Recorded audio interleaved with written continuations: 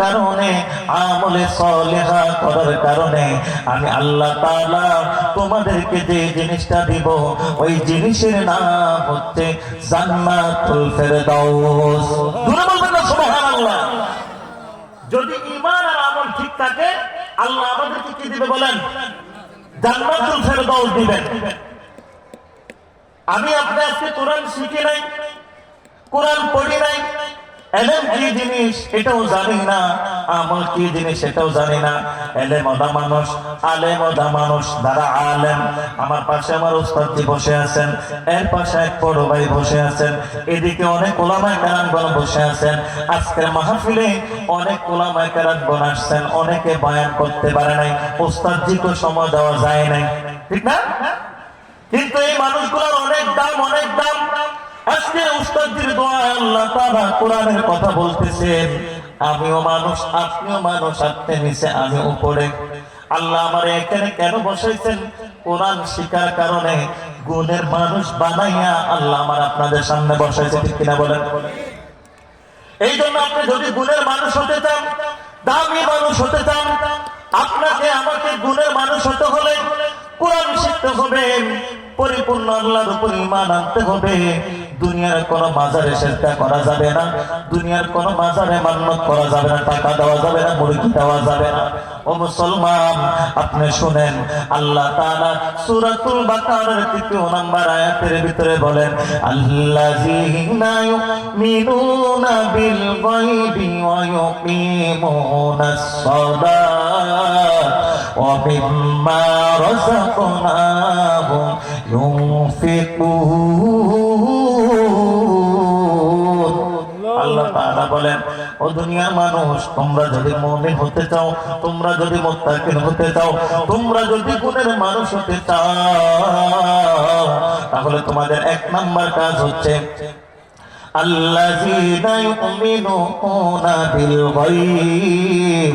আল্লাহ বলেন, একমাত্র গায়বের মালিক আমি আল্লাহরে বিশ্বাস করা। বলেন, আপনাদের মসজিদের ইমাম সাহেব গায়েব জানে? কথা বলে না মুসলমান। মসজিদের ইমাম সাহেব গায়েব জানে? এরপর কোন মাজারের পীর সাহেব গায়েব জানে? স্বয়ং আল্লাহ রাসূল গায়েব জানে? জানে না। কারণ রাসূলকে আল্লাহ গায়েব জানাইতেন, রাসূলকে আল্লাহ গায়েব জানাইতেন। এটা আপনার বিশ্বাস হয় না? আমাদের মধ্যে এমন এমন হুজুর আছে, আলেম আছে, ওনাদের ছাত্র হচ্ছে কি, আমি যে নানুপুর মাদ্রাসা পড়ছি, নানুপুর মাদ্রাসার ৪ তলার উপর ছাত্ররা কিতাব নিয়ে বসে, তাদের পা গুলা নিচতলা চলে। মানে জিন ছাত্রের কথা বললাম। কার কথা বললাম? জিন ছাত্রের কথা বললাম। আমাদের উস্তাদজির কাছে এমন এমন জিন পড়ছে, জিন ছাত্ররা পড়ছেন রাত্রেবেলা বসে কয় তলায়? কথা বলেন। বসে ৪ তলায়, পা ঝুলে কয় তলায়? নিচতলা। এরকম জিন ছাত্ররা আমাদের হুজুরা যখন ডাক দিতেন, জিন ছাত্ররা চলে আসতো, কোন জায়গায় কি হইতেছে জিনেরা খবর জানাই দিত। এখন কি আমি বলবো আমার উস্তাদ গায়েব জানে? কথা বলে না। আমাদের দেশে অনেক কবিরাজ চালান দিয়া অনেক কথা বলে না, যে তোমার এই সমস্যা, তোমার অমুক জায়গা অমুক বিপদ হয়েছে। এটা কি সে গায়েব জানে না জিনের মাধ্যমে জানছে? জিনের মাধ্যমে জানছে। আমার রাসূল যখন গায়েবী কথা বলছেন, সালমান ফারসিকে বলছেন, সালমান ফারসি, তুমি 2টা জিনিস পরীক্ষা নিয়ে আজকে এখনো বসে আছো আমার মোহরে নবুয়ত দেখার জন্য, দেখো। সালমান ফারসি বলল, আবু রাসূল, আপনি কেমনে জানলেন যে আমি আপনার মোহরে নবুয়তের, খতমে নবুয়তের সিল দেখতে চাই? তো বললো, আমি যদি এটাই না জানি তাহলে নবী হইলাম কেন? মানে আল্লাহ নবীকে ফেরেশতার মাধ্যমে জানাইছেন। সুবহানাল্লাহ বলেন না? আল্লাযীনা ইউমিনুনা বিল গায়ব, একমাত্র গায়বের মালিক কে বলেন? আল্লাহ। একমাত্র গায়বের মালিক কে? আল্লাহ। ভাই, আপনি আজকে মাজারে যাইতেছেন, মুরগি দিতেছেন, গরু দিতেছেন, সিন্নি দিতেছেন, আর ভাবতেছেন আমার পীর বাবা আমারে পার করাই ফেলবে, নৌকা দিয়ে নিয়ে ফেলবে। এটা ভুল, এটা ভুল।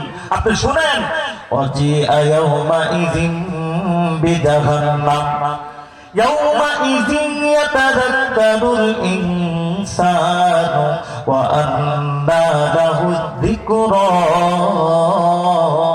আল্লাহ তাআলা বলেন, আমি যখন জাহান্নামকে টেনে নিয়ে আসব, ইয়াউমাইযিন ইয়াতাযাক্কারুল ইনসানু ওয়া আন্না লাহুয যিকরা, জাহান্নামের জাকরানের আওয়াজে, জাহান্নামের হুঙ্কারে কোন মানুষের কাছে যদি 70 জন নবীর আমল থাকে, মুফাসসিরিন কেরামগণ লেখেন নবীগণ জান্নাতি, নবীগণ বেহেশতি, নবীগণের কোনো ভয় থাকার কথা না। এমন 70 জন নবীর আমলও যদি একজন ব্যক্তির কাছে থাকে, ওই ব্যক্তিটা ওই জাহান্নামের ভয়ে হাসরের ময়দানে অজ্ঞান হয়ে পড়ে যাবে। এত ভয়ঙ্কর জাহান্নাম। 70 জন নবীর আমল যদি একজন ইনসানের কাছে থাকে, সে যদি অজ্ঞান হয়ে পড়ে যায়, আমার আর আপনার কি অবস্থা হবে বলেন তো? ধুলাবালির মতো উড়ে যাব, ঠিক না? কথা বলেন না, ঠিক না? সেই জাহান্নাম কঠিন ভয়ানক জাহান্নাম। ওই জাহান্নামে আপনাকে আমাকে যেতে হবে। ওই জাহান্নাম হাসরের ময়দানে আল্লাহ নিয়ে আসবেন। জাহান্নাম বলবে, আল্লাহ হাজার হাজার বছর আপনি আমার জ্বালাইছেন, আর সহ্য হয় না। ওগো রব, আপনার যে যে বান্দাগুলা জাহান্নামে তাদেরকে আমার দিয়ে দেন। আল্লাহ তাআলা যেদিন হাসরের ময়দান কায়েম করবেন, সেই দিন আল্লাহ তাআলা বলবেন, লিমানিল মুলকুল ইয়াউম লিল্লাহি ওয়াহিদিল কাহ্হার। আল্লাহ তাআলা বলবেন, আজকে দিনে রাজত্ব কার? আমার। আজকে দিনে রাজত্ব কার? কোন দুনিয়ার কোন বাচ্চা দাঁড়াবে না, কোন নবী পয়গম্বর দাঁড়াবে না। সব নবী বলবে ইয়া নাফসি ইয়া নাফসি। হযরত আদম আলাইহিস সালাম তিনি বলবে ইয়া নাফসি ইয়া নাফসি। বলবে, আমি আমার বিবির কথা শুনে ফল খেয়ে ফেলছি। আল্লাহ যদি আমার এই বিষয় জিজ্ঞাসা করে, কি উত্তর দেব আমি? আমার আপনার আজকে মৃত্যুর কোনো ভয় নাই, চিন্তা নাই। খাও দাও ফুর্তি করো দুনিয়াতে। আমি আজকে ক্ষমতার বাহাদুরি করে মানুষের জমি দখল করে নিচ্ছি, মানুষকে আঘাত করতেছি, ক্ষমতার দোহাই দিয়া টাকার বাহাদুরি করে, ঠিক না বেটি বলেন? এই মানুষগুলাকে আমি বুঝাইতে চাই, শুনেন, 60-70 বছরের জিন্দেগি, যেই দিন আপনি বুড়া হয়ে যাবেন আফসোস লাগবে, হায় রে যৌবন কালে আমি কত মানুষকে কোপাইলাম, যৌবন কালে কত মানুষকে হত্যা করলাম, যৌবন কালে আমার বিবি আমার কাছে ছিল। আজকে বৃদ্ধ কালে এই বৃদ্ধ মানুষগুলারে আপনি জিজ্ঞাসা করেন, বুড়া মানুষগুলা যৌবন কাল কেনে আফসোস করে, যেমনি আমি আপনি যুবক হওয়ার পরে শিশুকালকে নিয়ে আফসোস করি, ঠিক না ভাই? আফসোস করতে হবে। আমার আপনার মৃত্যুর পরে কিয়ামত শুরু হয়ে যাবে। 50,000 বছর আমি আপনি কবরে শুয়ে থাকবো। এরপরে হাসরের ময়দান কায়েম হবে। সেই দিন আল্লাহ তাআলা কাহ্হার নামের সাইনবোর্ড লাগায় কঠিন হয়ে যাবে। জাহান্নামও বলবে, আল্লাহ আপনি এখন রাগান্বিত আছেন, আপনার জাহান্নামী বান্দাগুলারে আমার জাহান্নামের ভিতরে ঢুকায় দেন। নাউজুবিল্লাহ বলবেন না? আমার আপনার কিয়ামত তো সে হাসরের ময়দান নয়, কবর থেকে শুরু হয়ে যাবে। আল কবর ইম্মা রাউদাতুম মিন রিয়াদিল জান্নাহ ওয়া ইম্মা হুফরাতুম মিন হুফারিন নার। আল্লাহ নবী বলেন, ও দুনিয়ার উম্মতেরা, তোমরা মৃত্যুর পরে তোমাদের যে কবর হবে, ওই কবরটা দুই রকমের, এক রকম হবে। আল কবর ইম্মা রাউদাতুম মিন রিয়াদিল জান্নাহ, যদি নেক আমল নিয়ে তুমি কবরে যাও, যদি তোমার ঈমান আর আমল ঠিক থাকে, তাহলে তোমার কবরটা হয়ে যাবে মিন রিয়াদিল জান্নাহ। সুবহানাল্লাহ বলবেন না? আর যদি তুমি বদ আমল নিয়ে কবরে আসো, ওয়া ইম্মা হুফরাতুম মিন হুফারিন নার। আল্লাহ নবী বলেন, ও দুনিয়ার উম্মতেরা, যদি তুমি বদ আমল নিয়ে কবরের ভিতরে আসো, তাহলে তোমার কবরটা জাহান্নামের একটা গর্ত হয়ে যাবে। বলেন নাউজুবিল্লাহ। একদিন দুই দিন নয়, 50,000 বছর কবরে পড়ে থাকবেন। এই 40 বছর কবরে যখন পড়ে থাকবেন, আল্লাহ না করুক আমার আপনার কবর যদি জাহান্নামের গর্ত হয়ে যায়, জাহান্নামের একটা টুকরা হয়ে যায়, তাহলে 40টা বছর কেমনে, 40,000 বছর কেমনে আপনি কবরে কাটাবেন?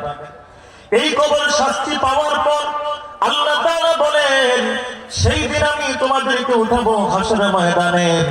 মিনহা খলাকনাকুম ওয়া ফিহা নুঈদুকুম ওয়া মিনহা নুখরিজুকুম তারাতান উখরা।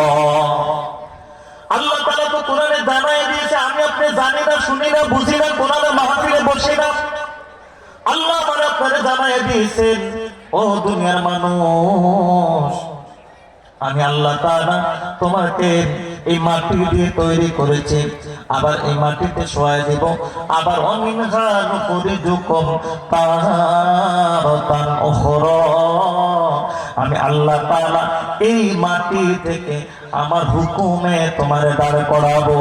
বলেন যেদিন দাঁড়াবো সেদিন কি বাউডুবি বাজারে দাঁড়াবো? কথা বলে না, বাংলা বাজার দাঁড়াবো? কোথায় দাঁড়াবো? হাসন ময়দানে দাঁড়াবো। 40,000 বছর আমার আর আপনার কবর চলে যাবে। কবর যদি ভালো হয়, আপনি